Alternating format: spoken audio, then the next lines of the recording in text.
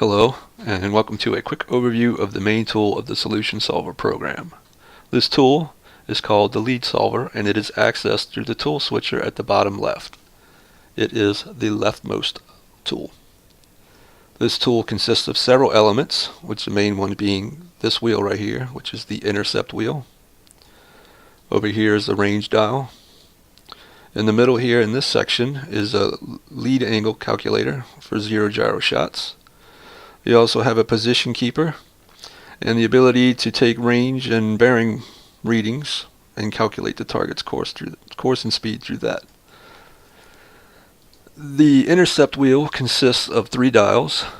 To actuate the dials, left click and drag rotates a dial. Right clicking and drag rotates all the dials in unison. This outer dial is U. It consists of bearings. Which bearing you're looking down corresponds with this red line. This red line is the periscope line. The bearing that you have underneath that red line is the bearing that you're looking out of the periscope through. This blue arrow points to the inner dial for your true course. The inner dial is the true course dial, which is pretty self-explanatory. The middle dial is the target, and it features a blue arrow that points to the target's true course on the middle dial. And it also has port and starboard angle and bows. The current angle and bow of the target is the one that is under this periscope line. If this is the first time using such a tool, it is extremely helpful to go to the settings and enable the tactical map button. This adds a new button to the main interface, which opens up a tactical interface. It is a bird's eye view of the Intercept. Take note of when you change the dials. The tactical map displays a bird's eye view of what is going on with the dials.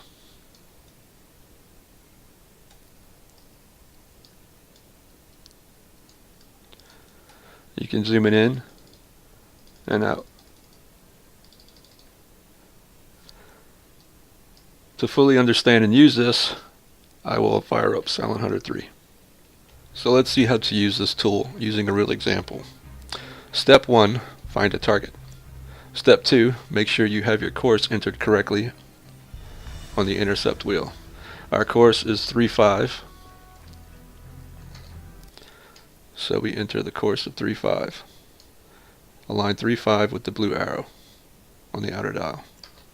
Step 2 is to turn your periscope on the Intercept wheel to match your periscope in the game. We're at 3.5. We'll just say 23 degrees. Target is at 23 degrees.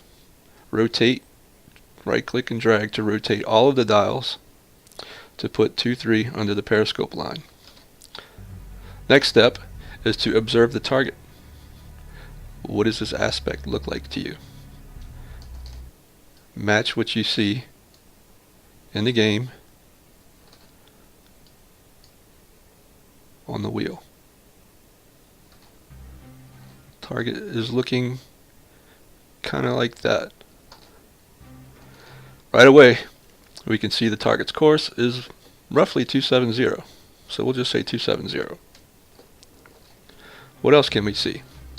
Well, we can see that a 90-degree intercept against that target would be at north. If we wanted to parallel the target's course, we would turn to 270, which would be 235 bearing relative. So let's do that now.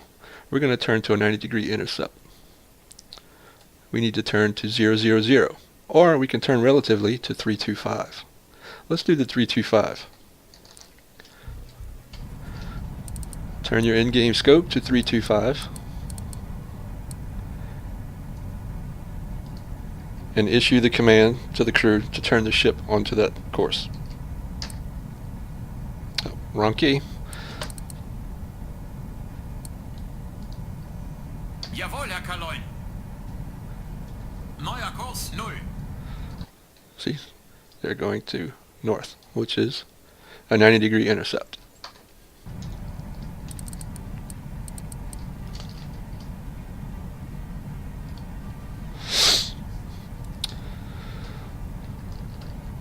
So we'll speed this up till we're going north. Okay, now we're going north. Now let's re-observe the ship. He's at 55 and looks like that. So we rotate to put the bearing on 55. We double check. Yep, that's looking about right. 35-degree angle on bow. So next step we can do is we can identify the ship. Looks like a C2 cargo.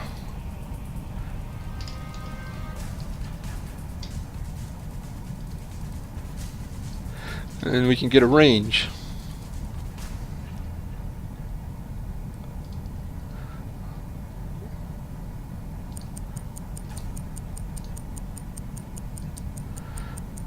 (3,500 meters) at 54.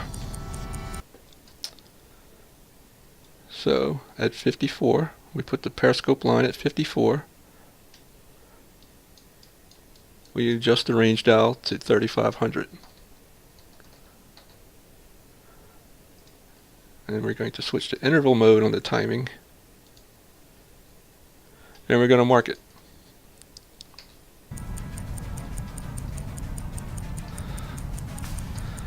Already we can do one thing that is very helpful.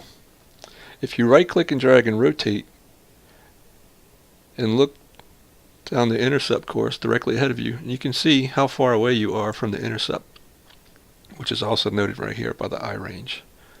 So at 54, he's 3,500 meters away. But if he were the range that he would be in front of us, it would be 2,000 meters.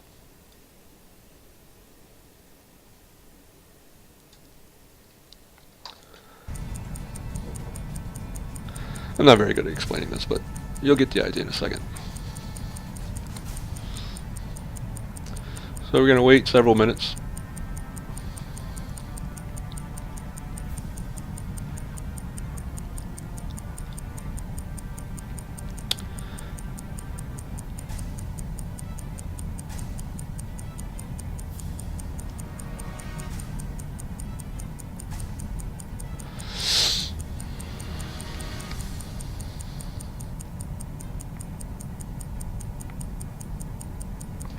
So we'll just speed this up.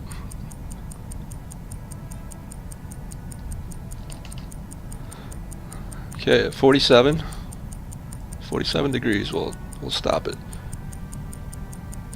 47 degrees, he is 2,500 meters. 47, 2,500. And we need the time. That was 4 minutes and 14 seconds. Mark. Okay, he's doing 272 at about 7.7 knots.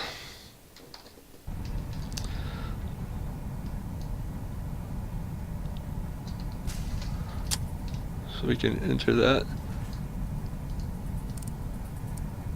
We'll say 8, we'll go 8 knots. 45. At 45. And then we turn on the position keeper.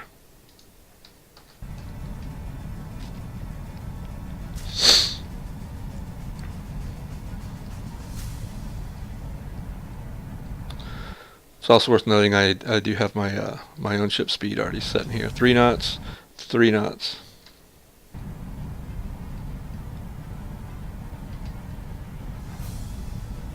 Okay, target is now at bearing 43.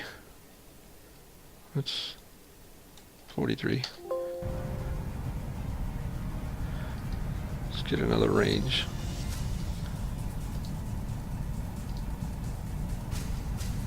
.28. It's actually right there. 42.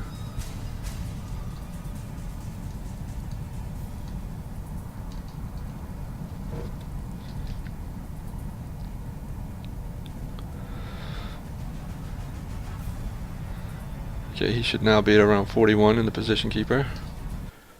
He's 41. So he's tracking right.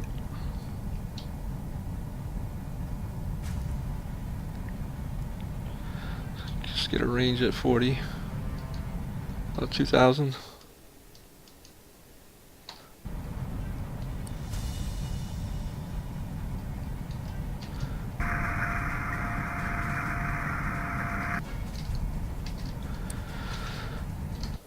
Intercept range are about 1,500 meters away, so we'll put the range at about 1,000. Okay, we got the knots about right there. Go back, when we just set the angle on bow, which is 90 left.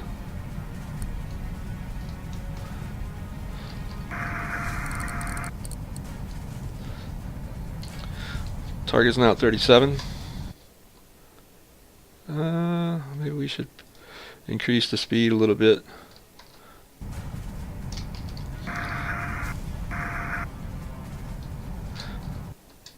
You're just kind of lagging behind on the position keeper.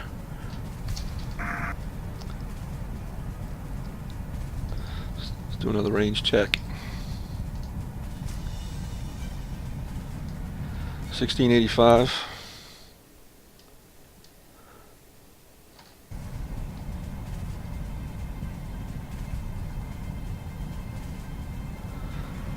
Target's now at 33. Okay, we've got his speed set at 9 knots.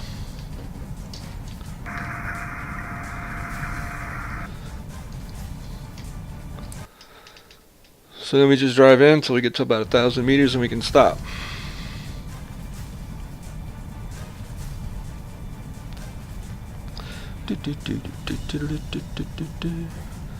Open the forward tube. We're going to shoot fast torpedoes.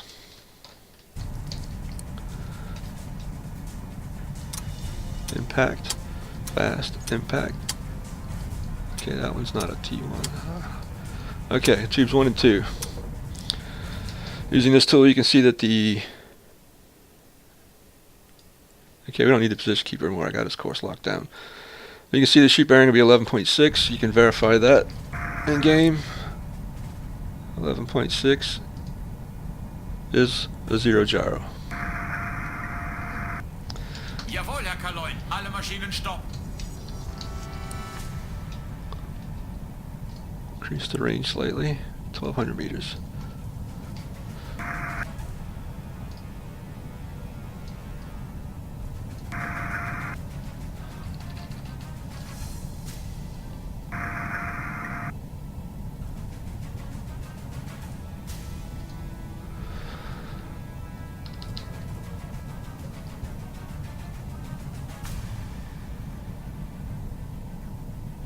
Rohr 1, los! Rohr 2, los!